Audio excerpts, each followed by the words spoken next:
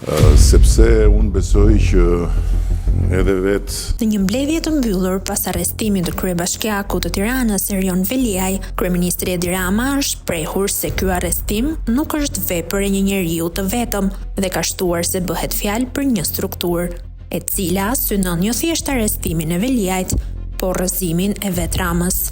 Për çfarë ka patur fjalën kryeministri dhe çfarë informacionesh ka ai?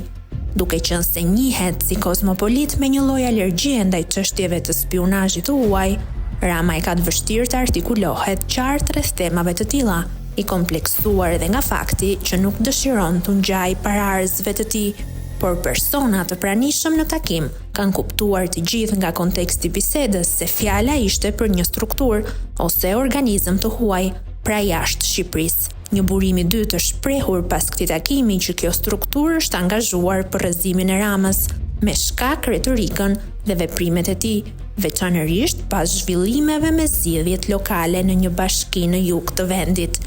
Është e mundur që struktura e nënkuptuar nga kryeministri ka aktivizuar një projekt, pjesë të cilit janë bërë persona në SPAK dhe gjykatën e posaçme. Kjo mbetet për tu parë. Janë institucionet që duhet të kenë informacione të sakta dhe madje të kundërpërgjigjen për situata të këtij niveli.